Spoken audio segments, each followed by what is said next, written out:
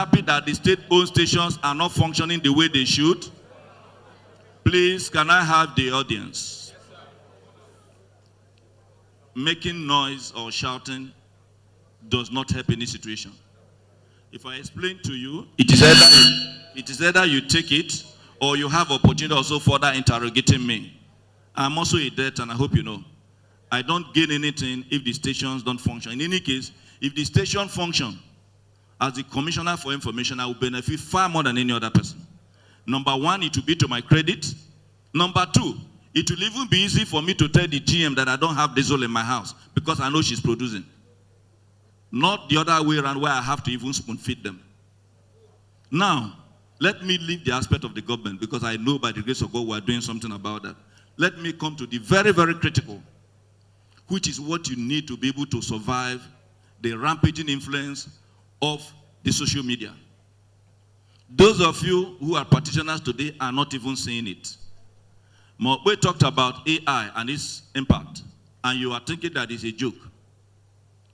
Lady E talked about individuals who are not even able to identify news even when they see them. You are a practitioner. For us in the private sector, we will bear me witness. It is not all the time that you even go to assignment that you must demand money from your station for you to even go and cover that assignment.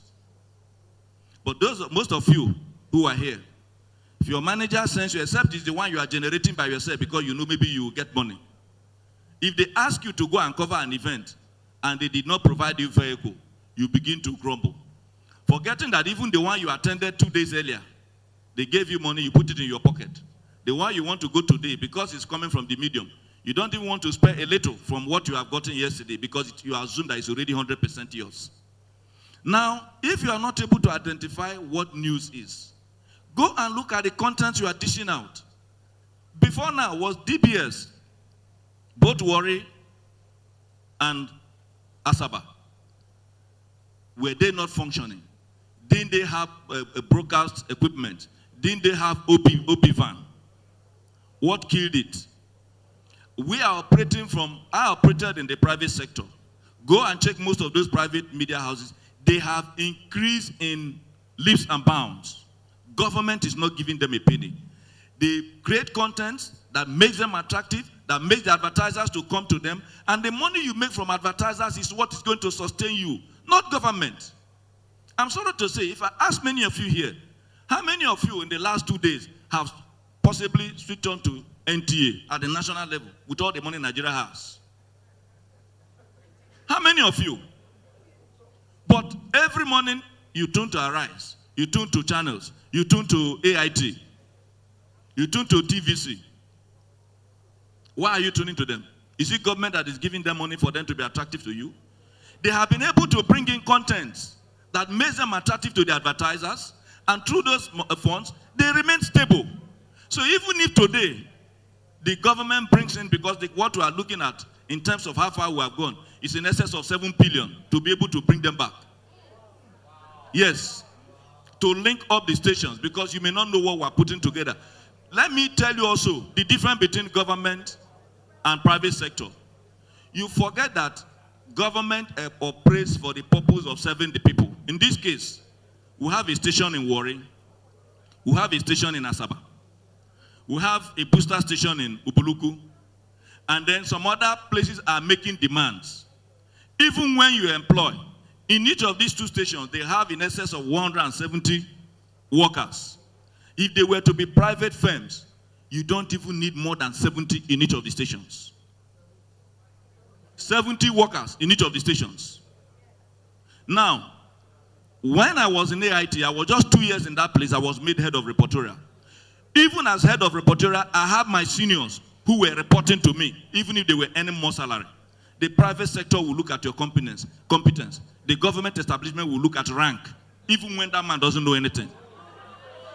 So once you are certain levels, they will tell you, Mope alluded to it, and some of you clapped when she said, allow them to express themselves. A number of persons commend what we are doing with respect to dissemination of information about the state government, particularly in the social media. The reason why I'm succeeding in that aspect is because I've taken advantage of the Gen Zs around me. When they produce, I push it out, I take the glory, but their brain has been able to work. But when you go to government media house, they say the GM or possibly your head of news or head of program will say, no, who are you? You cannot do this. You are not even allowed to express yourself. And you want to be able to perform. You want to be able to perform like the private media houses. And when you don't perform, you don't even look at the structure. You are looking at government. If you don't perform, the advertiser is exposing his products because he believes that he's going to have more people either listening or watching. Ask the people in our different state-owned media. I tell them, if you are interviewing people or you are interviewing me, you are not the government spokesperson. I am. Ask me the question. It is my responsibility to answer it. Don't attempt to. Because the reason why you may not be watching government media houses is because they themselves have even embarked on too much censorship by themselves. I'm talking about in Delta. If somebody raises an issue, come and ask. After all, there's also social responsibility. I'm not saying that you should go on air and put people who will be insulting people up and down.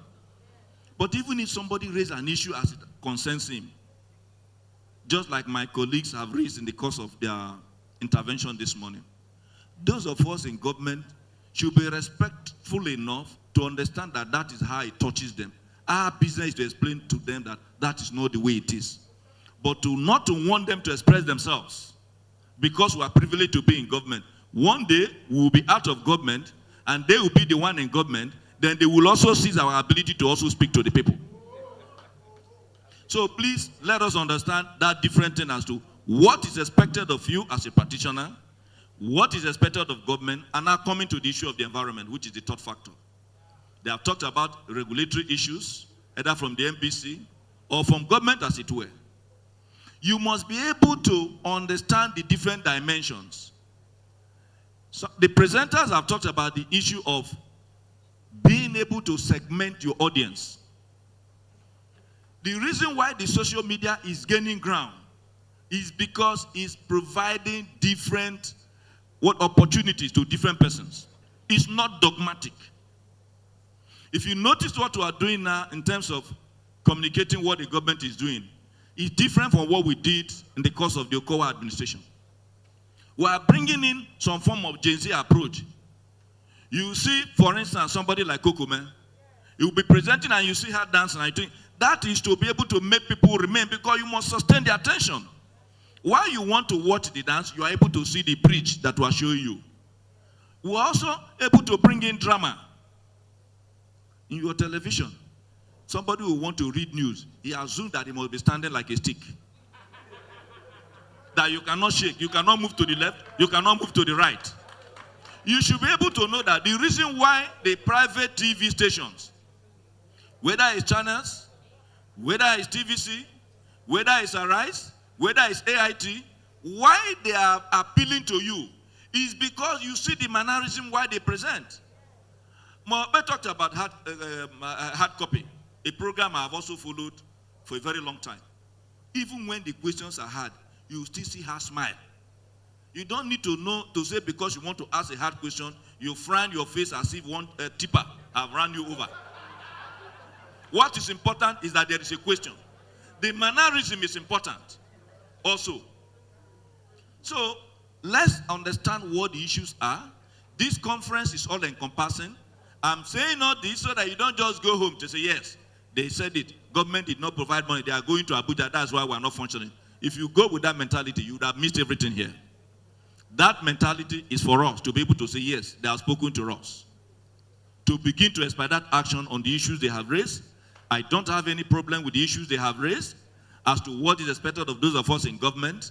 And I don't also want you to have issues with the things that they have said with respect to you being able to meet up with the challenges of modern day broadcasting. I must appreciate all of you and thank you for making yourself available. I am quite sure that even from the decoration you saw outside, you have already benefited because you now know how to organize events and make it look much more attractive. For me, having come here today, I feel I'm even indebted to the conveners. I feel that we didn't even do enough in terms of supporting them because they have done so well. And by the grace of God, we will take it a notch higher to be able to meet them where it pinches. Thank you very much and have a wonderful session.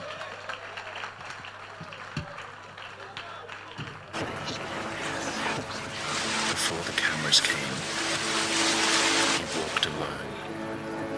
All right, can we celebrate the Honorable Commissioner? About his deliverables.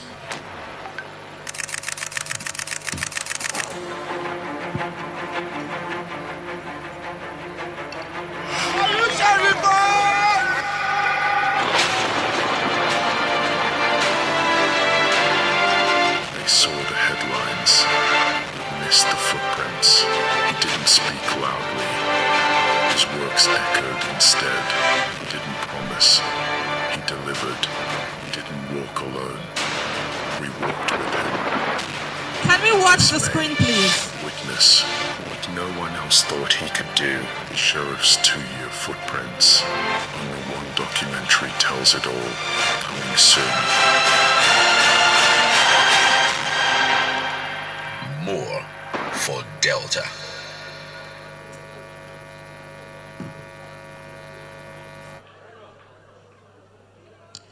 All right, that was a very wonderful one. I think we've been able to have some level of balance in here. Can we once again celebrate the Honorable Commissioner of Public Information and Works, Rural Roads Command, Honorable Charles Aniagwu. Please celebrate him one more time. Please, let's make the hands bigger. We talked about this. Let's make the hands bigger. Thank you very much. All right, quickly to come and give us his goodwill message from the Speaker of the Delta State House. You can also follow us and follow the trend on social media. There is a hashtag ongoing at the moment. And just as the Commissioner had spoken about social media and the possibilities that it presents this new generation, go ahead and put up with the hashtag DBMC2025, okay? That's right. For your pictures, your videos, maybe your commentaries, whichever way, go ahead and put up the hashtag as well. And let's make Delta Broadcast Media Conference trend on Twitter or X as they use it now. Facebook, Instagram, Snapchat. Thank you very much. X. Okay. All right, ladies and gentlemen, we want to bring on stage one of our sponsors to give us a very... All right, so we're going to be calling the CEO of Lily Foods to come and give us his... All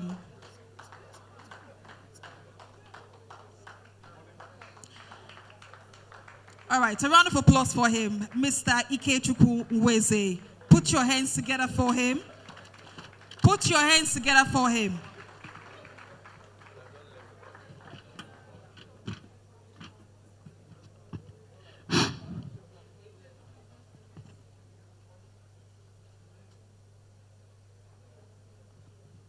All right, good afternoon, ladies and gentlemen.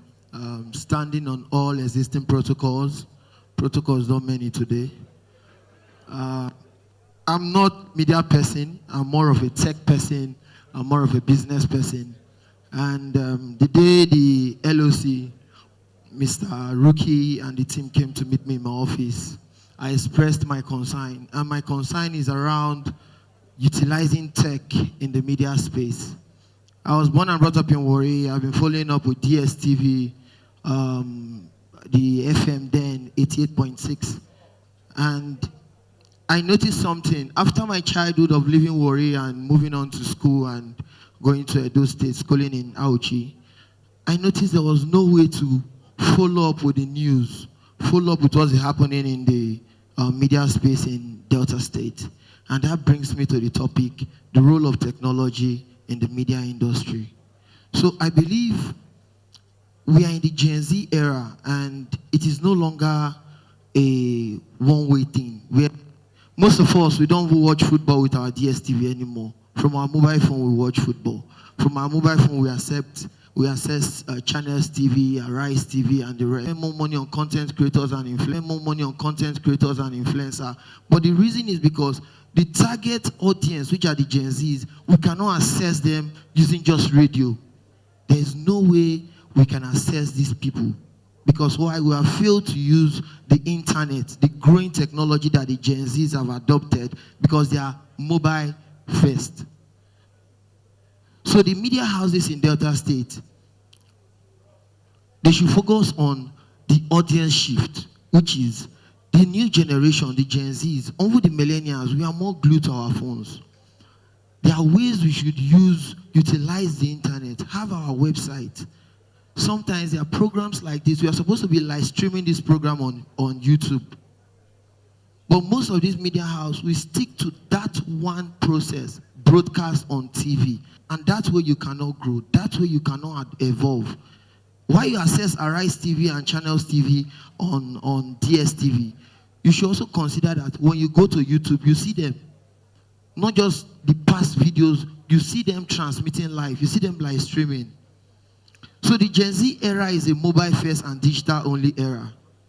And a lot of us are glued to our phone. We use our mobile phones for our everyday activities. So if we want to capture the attention of the Gen Zs or the current trend, we need to focus on the internet. Now, I'm talk about live streaming. Live streaming is a way of airing a program or an event through the internet, either through a streaming platform like YouTube, for audio like Spotify, and for podcasts like Apple Music. So I want to use this medium to also encourage the media houses in Delta. Please and please, you need a website. You need proper content on your social media. You need to have a YouTube channel. You need to have a TikTok channel. And also, you need to have a database collection system. Sometimes you get a news as an individual, and there is no way we could send this information down to the media houses. Because of why? There's no communication, there's no bridge linking the media houses and the individuals that are every day. So we end up sending this content to the likes of Default Cultures and the likes of the other bloggers on the internet. So please and please, I want to also thank the convener, Mr. Ruki, and everybody so that we can have a more productive Delta and a more growing Delta. Thank you.